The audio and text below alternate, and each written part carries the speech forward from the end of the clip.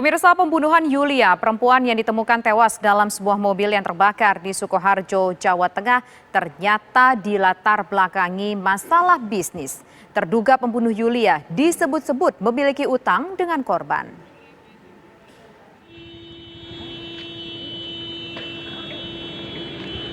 Pembunuhan Yulia, perempuan yang ditemukan tewas dalam mobil yang terbakar di Sukoharjo, Jawa Tengah, ternyata dilatar belakangi masalah bisnis. Berdasarkan keterangan dari saksi-saksi dan pelaku, korban menginvestasikan dana untuk usaha ternak ayam dan juga hutang pribadi. Kita identifikasi, lapor dan forensik kita benar bahwa mayat tersebut berinisial YP. Dari inisial ini warga Banjarsari, kemudian kita melakukan olah TKP, dibentuk tim 1 kali 24 jam hari Kamis pukul 3 pagi, ulangi Rabu pukul 3 pagi, pelaku berhasil kita ungkap dengan inisial E. Ini kita buktikan dari satu persesuaian keterangan dari pelaku itu sendiri, kemudian olah TKP dari barang bukti di TKP maupun barang bukti lainnya. Motifnya adalah ada keterkaitan bisnis. Dia pelaku mempunyai utang kepada korban 145 juta dengan harapan kalau dia menghabisi korban dia tidak punya utang, sehingga gelap mata untuk menghabisi daripada korban itu sendiri. Sebelumnya, pada Selasa malam, warga Dukuh Cendono Baru, Desa Sugihan, Kecamatan Bendosari, Sukoharjo, dikejutkan dengan penemuan jasad perempuan yang terbakar dalam mobil. Mobil terbakar tepat di depan halaman toko material Dukuh Cendono Baru. Belakangan diketahui perempuan dalam mobil itu adalah Yulia, warga Kampung Gambuhan, Kelurahan Baluwarti, Kecamatan Pasar Kliwon, Solo. Tim TV One mengabarkan.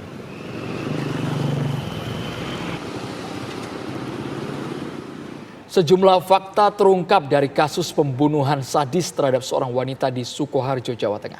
Dan berikut fakta-fakta mengenai jasad wanita yang terbakar dalam mobil.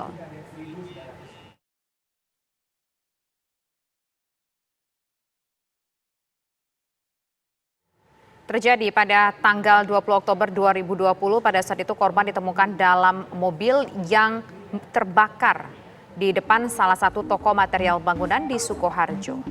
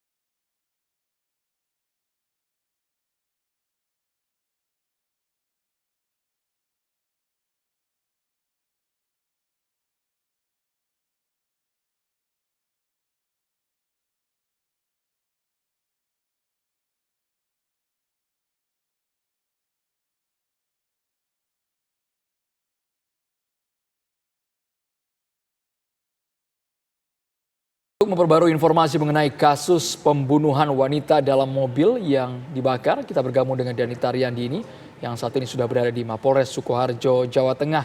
Danita, kami ingin tahu apa hasil penyidikan polisi mengenai apakah ini memang betul motifnya murni utang piutang atau bagaimana? Danita, silakan.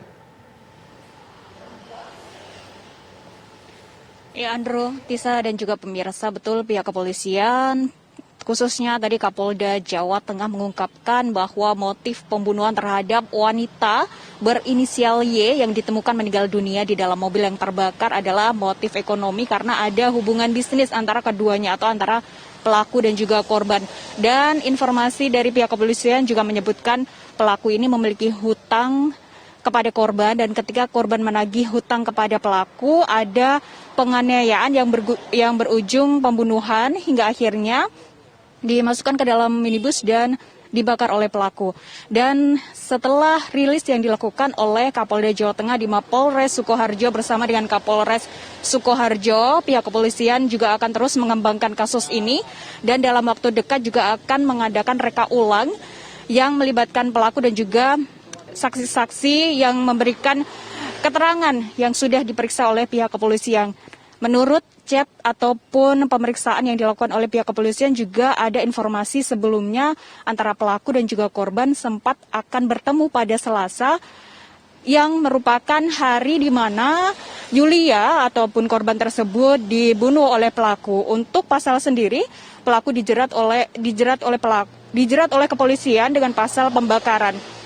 Sementara itu tadi juga kami sempat berbincang dengan suami korban yang merupakan dokter, menyebutkan bahwa pihaknya menyesalkan atas tindakan yang dilakukan oleh pelaku yang mana pelaku ini merupakan rekan bisnis dari korban ataupun istri dari dokter tersebut dan berharap pihak kepolisian mengganjar dengan hukuman mati. Andro. Baik, terima kasih Danita Riardini atas laporan Anda langsung dari Polres Sukoharjo, Jawa Tengah. Pemirsa, sejumlah fakta baru terungkap dari kasus kematian Yulia yang ditemukan tewas dalam mobil yang dibakar di Sukoharjo Selasa malam. Sudah hadir bersama kami ahli forensik Jaya Surya Atmaja. Selamat sore Pak Jaya. Pak Jaya, kami ingin tahu Pak Jaya, dari hasil otopsi di RSUD Dr. Muwardi Solo mengungkap ada sejumlah luka pada mayat Yulia. Polisi juga mengatakan luka tersebut diantaranya akibat benda tajam dan tumpul. Apakah luka tersebut kalau dari analisa Bapak dapat menimbulkan kematian korban secara langsung? Pak Jaya. Begini Pak, pada kasus ada kasus wanita dibakar, kemudian ada luka-luka, itu penentuan apakah itu bisa bikin meninggal atau tidak harus dilakukan setelah otopsi Pak. Jadi pertama kita lihat lukanya itu sampai seberapa jauh dia melukai organ dalam Pak. Dan apakah yang dilukai itu sampai menyebabkan cukup untuk menyebabkan kematian, itu yang pertama kita mesti cari. Dan untuk kasus seperti itu kita harus lihat apakah luka itu terjadi sebelum meninggal atau sudah meninggal Pak. Nah, kalau misalnya dia udah sebelum meninggal itu pasti ada resapan darah. Kemudian organ apa yang kena. Habis gitu karena ada kemungkinan penyebab kematian lain yaitu terbakarnya sendiri.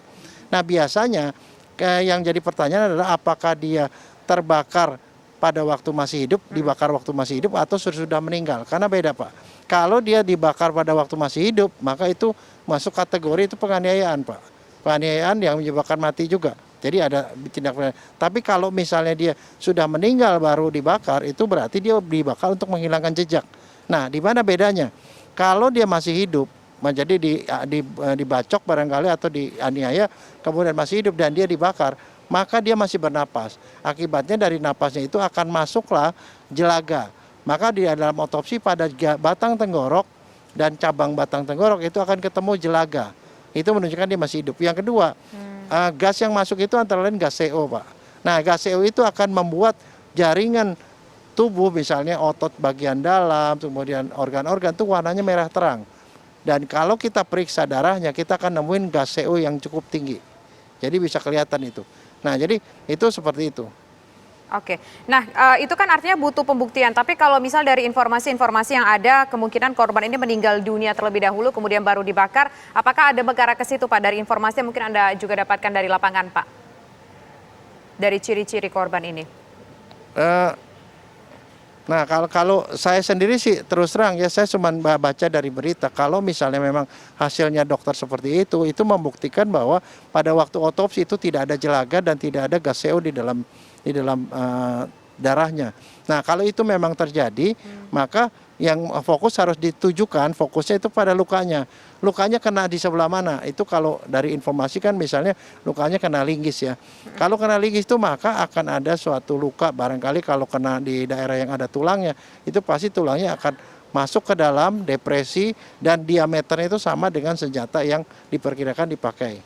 Nah, juga sudah pasti nanti kalau diselidiki harus ada darah yang terdapat di alat itu yang adalah kalau diperiksa DNA-nya barangkali adalah sama dengan darah si korban begitu.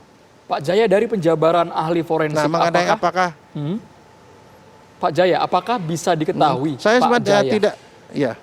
Boleh Pak dilanjutkan Pak, silakan Ya.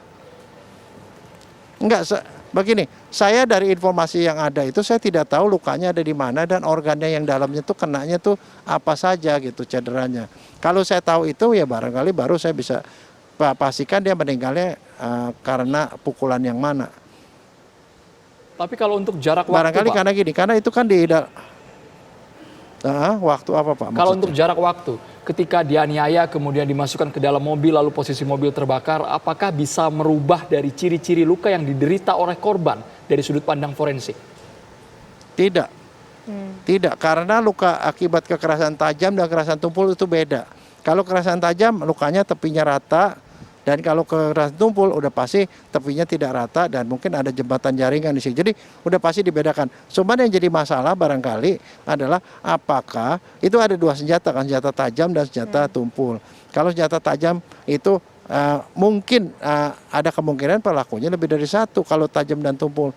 Karena rada-rada mungkin agak harus diselidiki lebih lanjut oleh penyidik apakah kekerasan tumpul dan kekerasan tajam itu dilakukan oleh orang yang sama atau tidak begitu. Oke, Pak Jaya, artinya bisa disampaikan begini, bahwa kan polisi mengatakan kemungkinan pelaku ini membakar mobil juga bersama korban untuk menghilangkan jejak. Artinya upaya untuk menghilangkan jejak tersebut tidak bisa menipu hasil forensik ya Pak ya, apapun yang dilakukan akan tetap ketahuan apa sebetulnya menjadi penyebab kebakaran, penyebab kematian maksud saya.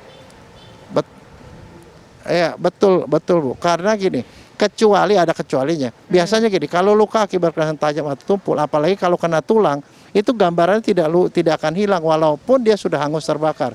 Karena dari tepi cedera pada tulang tetap masih bisa kelihatan. Apalagi kalau biasanya kebakar seperti itu tidak cukup untuk menghancurkan semua, karena kadang-kadang dari tepi luka yang terbakar pun kita masih bisa menentukan ini tajam apa tumpul begitu. Oke, tapi kalau dari penjelasan polisi Pak Jaya, ini kan keterangan dari polisi bahwa bagian luka yang diderita oleh korban ini adalah kepala, didominasi di dahi, kemudian rahang sebelah kiri Pak, sampai ada bekas memar di bagian atas juga. Apa yang mungkin bisa Bapak simpulkan dari bagian-bagian luka tersebut Pak? Yang jelas orang yang melakukan pemukulan atau melakukan cedera tersebut itu adalah orang yang mengerti banget bahwa itu adalah tempat yang bisa mematikan, Pak. Jadi artinya memang tujuannya itu bukan untuk menganiaya, tapi untuk membunuh. Karena kenapa? Karena kita tuh punya 3 organ penting, yaitu organ vital namanya. Organ vital itu adalah otak, dan itu paru dan jantung. Nah, kalau orang mengarahkan kekerasan pada organ-organ tersebut, itu artinya memang niatnya itu memang untuk membunuh. Oke. Artinya bisa dipastikan bahwa dilihat dari kondisi luka, dari kondisi kepala, dahi, itu kan organ-organ penting dari sebuah kehidupan ya Pak ya. Niatnya memang untuk membunuh begitu ya Pak ya. Bukan karena katakanlah tiba-tiba terdesak, kemudian emosi ingin membunuh, tapi memang sudah seperti direncanakan begitu Pak. Iya, jadi beda dengan penganiayaan, Bu. Kalau penganiayaan kan memang sengajanya menganiaya terus bablas jadi meninggal begitu. Tapi kalau di kepala itu pasti pembunuhan. Jadi udah jelas kalau seandainya mau diarahkan ke tindak pidana apa ya jelas pembunuhan atau pembunuhan berencana itu antara salah satu itu. Baik, terima kasih banyak ahli forensik Bapak Jaya Surya Atmaja atas penjelasannya.